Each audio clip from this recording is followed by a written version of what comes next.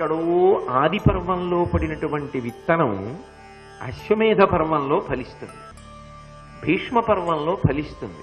అది వెతుక్కుని అన్వయం చేసుకోవడంలో భారతంలో కొన్ని విషయాల వెనక ఉండేటటువంటి అద్భుతం ఉంటుంది. కాబట్టి ఇరావంతుడు అనబడేటటువంటి కుమారుడు ఉలూచికి జన్మించాడు. ఆమె సంతోషాన్ని పొందింది. అర్జునుడు అక్కడి నుంచి బయలుదేరి తీర్థయాత్రగా వెళ్ళిపోయాడు. ఆ వెళ్ళిపోతున్నప్పుడు శ్రీశైలం వచ్చాడని, ఇక్కడ భీమలింగాన్ని దర్శనం చేశాడని, శ్రీశైలం వెళ్ళాడని, గోదావరి నది స్నానం చేశాడని, అందున నన్నయ్య గారు గారు గోదావరి తరంగాల గురించి ఆయన వర్ణన చేసి అర్జునుడు దక్షిణ దిక్కుగా వెళ్ళిపోయినటువంటి క్రమాన్ని వర్ణించారు. అలా వెళ్ళిపోయినటువంటి అర్జునుడు మణిపూర నగరము అనబడేటటువంటి ఒక నగరంలోకి ప్రవేశించాడు. ఆ మణిపూర నగరంలో చిత్రాంగదుడు అనబడేటటువంటి ఒక మహారాజు పరిపాలన చేస్తున్నాడు. అయితే ఆ మణిపూర నగర ప్రవేశం చేసిన తరువాత అర్జునుడు ఒక విషయం తెలుసుకున్నాడు. ఈ రాజ్యాన్ని పరిపాలన చేస్తున్నటువంటి చిత్రాంగదునకు ఒక కుమార్తె ఉంది. ఆమె పేరు చిత్రాంగద. ఆ చిత్రాంగద చాలా అందగత్తె.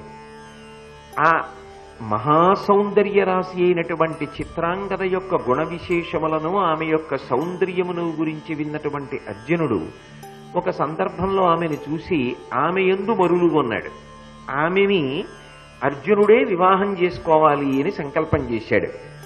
కానీ ధర్మం అన్న మాట ఒకటి ఉంటుంది కదా, ఆమెను కాదు అడగవలసింది, తండ్రిని అడగాలి. అందుకని కొంతమంది పెద్దల చేత కబురు చేశాడు. చిత్రాంగదుడు కూడా చాలా సంతోషించాడు. సంతోషించి అర్జునుడికి పిల్లనివ్వడం కన్నా నాకు సంతోషం ఏముంటుంది, కాబట్టి అర్జునుడికి తప్పకుండా పిల్లనిస్తాను అని చెప్పి అంగీకరించాడు. ఆ చిత్రాంగదతో అర్జునుడి యొక్క వివాహం అయింది. చిత్రాంగదతో సంతోషంగా ఆయన కాలం గడుపుతున్నాడు ఆ నగరంలోనే. వెంటనే మీకు మళ్ళీ ఓ అనుమానం వస్తుంది, నాకు తెలుసు.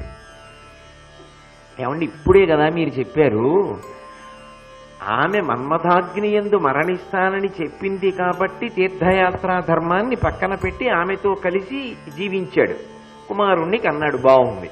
మరి ఇక్కడ చిత్రాంగద కాదుగా అడిగింది, అర్జునుడేగా చిత్రాంగదని అడుగుతున్నాడు. అప్పుడు అర్జునుడికి ఇదే అన్వయమా? అంత బేలతనం ఉన్నవాడా? అలా అస్తమానం మన్మథాగ్ని యందు దహించుకుపోయే స్వభావం ఉన్నవాడా అని అనుకుంటారేమో. భారతాన్ని జాగ్రత్తగా పరిశీలించవలసి ఉంటుంది. అప్పటికి తీర్థయాత్రకి బయలుదేరిన 13వ నెల కాబట్టి 12 నెలలు పూర్తయిపోయిందిగా. కాబట్టి ఇప్పుడు నియమములు అన్వయం కావు.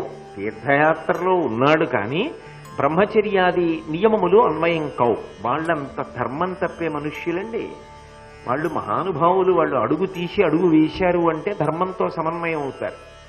ఇప్పుడు అందుచేత ఆ మహారాజు చిత్రాంగదనిచ్చి వివాహం చేస్తూ ఒక మాట చెప్పాడు. మా వంశంలో ప్రభాకరుడు అని ఒక రాజు ఉండేవాడు. ఆ ప్రభాకరుడు అనేటటువంటి రాజు వంశం నిలబడడం కోసం, సంతానం పొందడం కోసం పరమశివుడిని ఉద్దేశించి గొప్ప తపస్సు చేశాడు. అంత గొప్ప తపస్సు చేస్తే శంకరుడు ప్రత్యక్షమయ్యాడు. ఏం కావాలని అడిగాడు.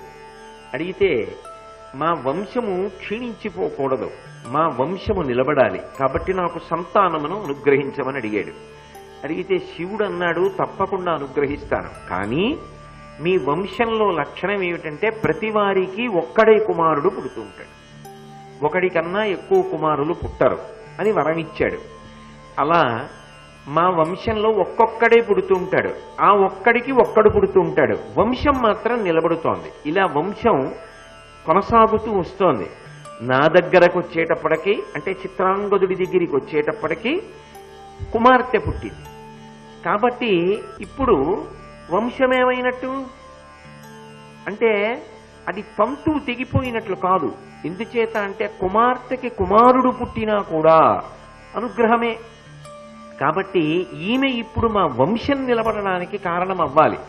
సాధారణంగా అలా మామూలుగా అన్వయం అవ్వదు. ఎందుకనంటే ఏదో ఇతర కారణముల వరకు అన్వయం అవుతుంది, కానీ వంశములకు సంబంధించినంత వరకు అలా ఉండదు. ఎందుకంటే ఆడపిల్లని మరొక వరుడికి ఇచ్చేస్తారు కాబట్టి ఆమెకి కలిగిన సంతానం ఏదుంటుందో ఆ సంతానము మెట్టినింటి వంశాన్ని నిలబెడుతుంది తప్ప పుట్టినింటి వంశాన్ని నిలబెట్టదు.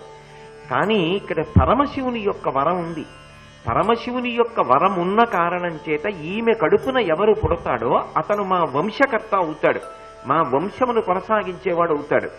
అందుకని ఆ పిల్లవాడు ఏదో దౌహిత్రుడు, కూతురి కుమారుడు అని నేను ఆ పిల్లవాడిని పిల్ల అత్తవారింటికి పంపించేయడానికి సిద్ధంగా లేను.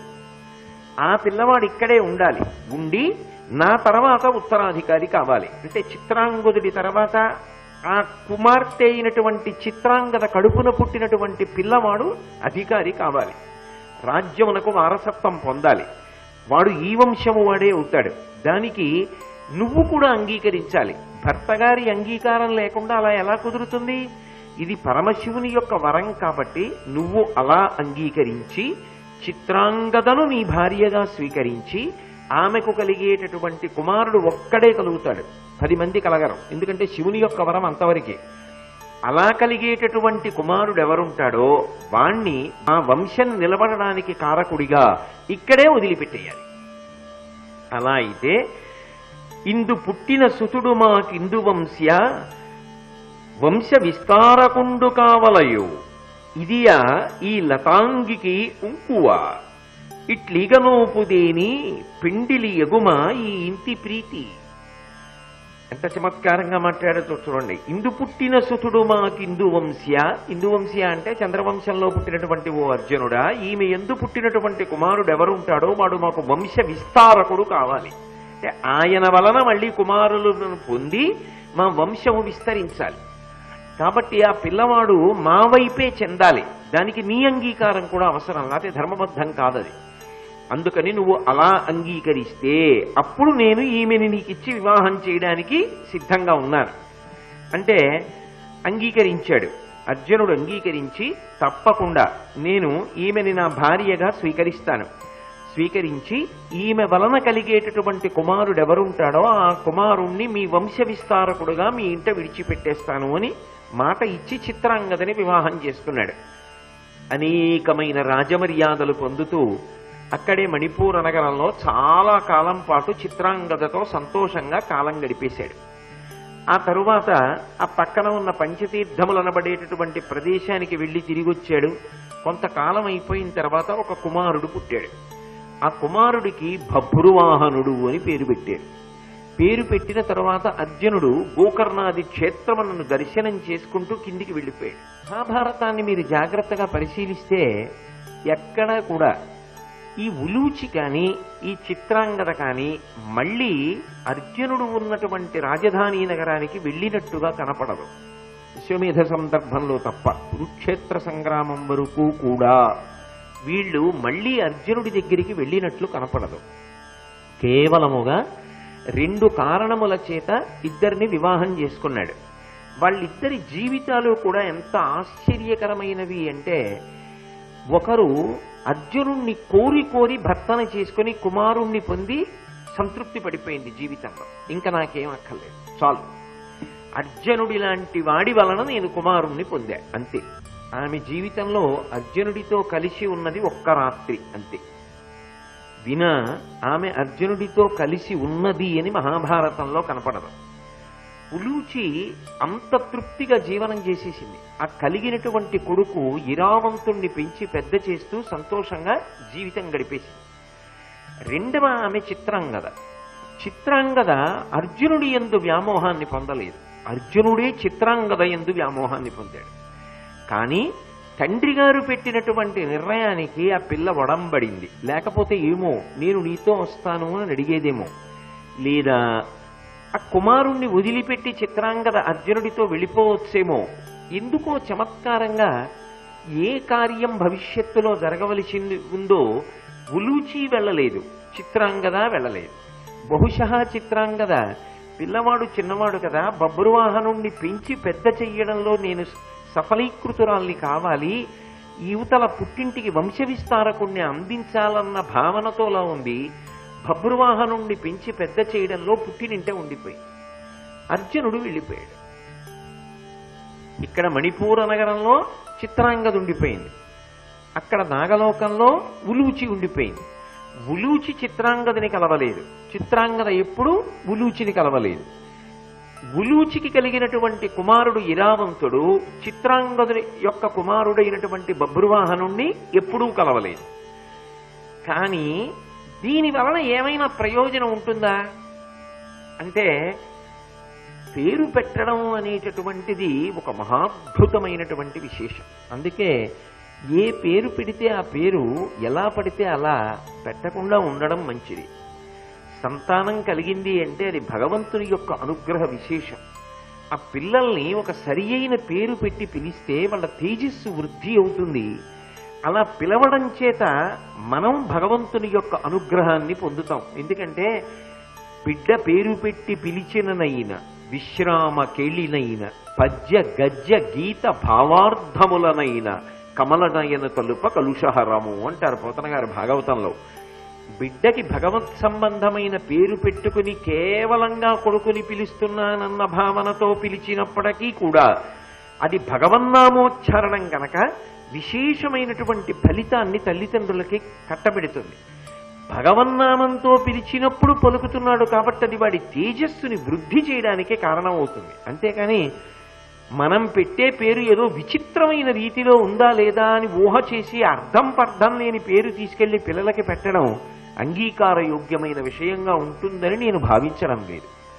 కాబట్టి ఎందుకు పెట్టారో తెలియదు. మరి ఆ పిల్లవాడికి బభ్రువాహనుడు అని పేరు పెట్టారు, ఇరావంతుడు అని పేరు పెట్టారంటే వంశ సంబంధం తెలుస్తోంది.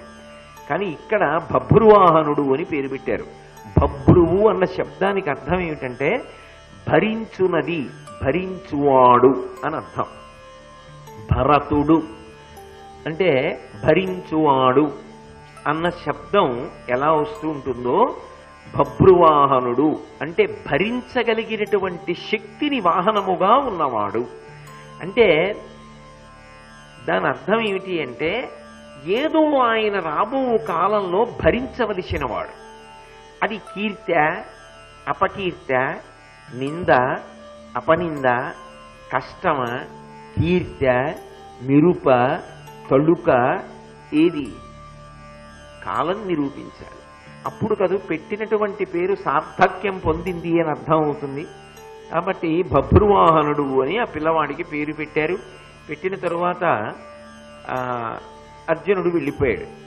తరువాతి కాలంలో మళ్ళీ ఉలూచి యొక్క సందర్భం ఎక్కడ కనపడుతుంది అంటే ఆది పర్వంలో ప్రారంభమైన కథ తర్వాత మీరు జాగ్రత్తగా పరిశీలనం చేస్తే ఆది పర్వం తర్వాత సభాపర్వంలో కానీ, ఆరణ్య పర్వంలో కానీ, విరాట పర్వంలో కానీ, ఉద్యోగ పర్వంలో కానీ, భీష్మ పర్వంలోకి వెళ్ళే వరకు ఇక కనపడదు. మళ్ళీ భీష్మ పర్వంలో కనపడుతుంది. ఎందుకు కనపడుతుంది అది కూడా అంటే మహాభారత యుద్ధం జరగడం మొదలైపోయింది. ఇక పాండవులు కౌరవులు ధర్మక్షేత్రమైనటువంటి కురుక్షేత్రమునందు కలుసుకుని యుద్ధం చేస్తున్నారు. ఉలూచి కొడుకుని పిలిచి నీ తండ్రి అయినటువంటి అర్జునుడు రాజ్యం కోసం యుద్ధం చేస్తున్నాడు. ఇప్పుడు నువ్వు ఆయన కుమారుడివి. ఇక్కడ నాగలోకంలో నా దగ్గర ఉండిపోయి ప్రయోజనం ఏమిటి? విజయమో వీరస్వర్గమో ఏదైనా తండ్రి కోసం, తండ్రి వంశం కోసం నిలబడినవాడు కొడుకు. అలా కానప్పుడు నీ తండ్రి కోసం నువ్వు యుద్ధం చెయ్యలేనప్పుడు, నీ తండ్రి కోసం నువ్వు ప్రజ్ఞావంతుడివి కాలేనప్పుడు ఉపయోగం ఏముంటుంది? కాబట్టి యుద్ధానికి వెళ్ళమని ఆ ఇరావంతుడు యుద్ధానికి బయలుదేరి వచ్చాడు. ఎక్కడ కనపడతాడు అంటే మళ్ళీ భీష్మ పర్వంలో ఇరావంతునితో యుద్ధము అన్న చోట కనపడుతుంది. ఇరావంతుడు గొప్ప ఆశ్విక దళంతో వచ్చాడు కురుక్షేత్ర యుద్ధానికి. ఎంత గుర్రాల దండు! అంత గుర్రాల దండుతో వచ్చి అభిమన్యుడు యుద్ధం జ్ఞాపకానికి వస్తుంది. అంత గొప్ప యుద్ధానికి వచ్చి యుద్ధం చేస్తున్నాడు. యుద్ధం చేస్తున్నప్పుడు దుర్యోధనుడు చూశాడు, ఈ ఇరావంతుని యొక్క యుద్ధం అరివీర భయంకరంగా ఉంది అని శకుని యొక్క సోదరులు 6 ఒక్క ఇరావంతుడి మీద దండెత్తమని పంపించాడు. 6 ఇరావంతుడి చుట్టూ చేరారు. ఎలా అభిమన్యుడిని పడగొట్టారో అలా ఇరావంతుడి చుట్టూ చేరి ఆయన యొక్క రథ చక్రములను పడగొట్టారు, సారథిని పడగొట్టారు, జెండాని పడగొట్టారు, రథం కూడా కూలిపోయింది. ఆయన ధనస్సు విరిచేశారు. ఆయన ఏమీ భయపడకుండా ఆ కిందకి ఒరిగిపోయేటప్పుడు, రథంలోంచి పడిపోయేటప్పుడు ఊంచుకుని భూమి మీద నిలబడి చేతిలో కత్తి పట్టుకుని ఆరుగురు చుట్టుముట్టి ఒక్కడితో యుద్ధం చేస్తుంటే అభిమన్యుడు ఎలా యుద్ధం చేశాడో అర్జున కుమారుడే ఆయన కూడా అంత గొప్పగాను యుద్ధం చేసి, అంటే ఏ విత్తనానికి ఆ చెట్టు కదూ, అందుకని అంత గొప్పగాను యుద్ధం చేసి చిట్ట చివర ఆ కత్తితో 6 శకుని సోదరుల్ని కూడా 12 ముక్కలుగా తరిగాడు. ఒక్కొక్కడిని 2 ముక్కలుగా 12 ముక్కలుగా తరిగేశాడు. తరిగేసి చిత్సర పిడుగుల శత్రు సైన్యాల మీద పడిపోతున్నాడు. ఇంత శత్రు సైన్యం మీద పడిపోతున్నటువంటి ఇరావంతుని వంక చూశాడు దుర్యోధనుడు. అబ్బో, ఇదేదో చిన్న మంటే కదా అని ఉపేక్షిస్తే ఇది పెరిగి పెద్దదై అన్నిటినీ దహించేస్తుంది, అందుకే చిన్న మంటగా ఉన్నప్పుడే దీన్ని ఆర్పేయాలి అని నిర్ణయం చేసుకున్నాడు. నిర్ణయం చేసుకుని అలంబసుడు అనబడేటటువంటి ఒక దానవుణ్ణి పిలిచాడు. ఈ అలంబసుడెవరు అంటే బకాసురుని యొక్క సోదరుడు, తమ్ముడు. బకాసురుణ్ణి భీముడు మట్టు పెట్టాడు కదూ, అందుకని వీడికి కడుపులో బాధపడి, అసలు విచిత్రం ఏమిటంటే ఆ బకాసురుణ్ణి మట్టు పెట్టడం ఎంత ధర్మం కోసం చేశాడో భారతంలో పరిశీలించిన వాళ్ళకి తెలుసు. కానీ రాక్షస బుద్ధి ఎక్కడికి పోతుంది? బకాసురుణ్ణి భీముడు వధించాడు కనుక యుద్ధంలో మేము భీముడికి వ్యతిరేకంగా ఉండేటటువంటి కురు సైన్యంలో చేరుతామని దుర్యోధనుడి వైపు ప్రయత్నపూర్వకంగా చేరాడు అలంబసుడు.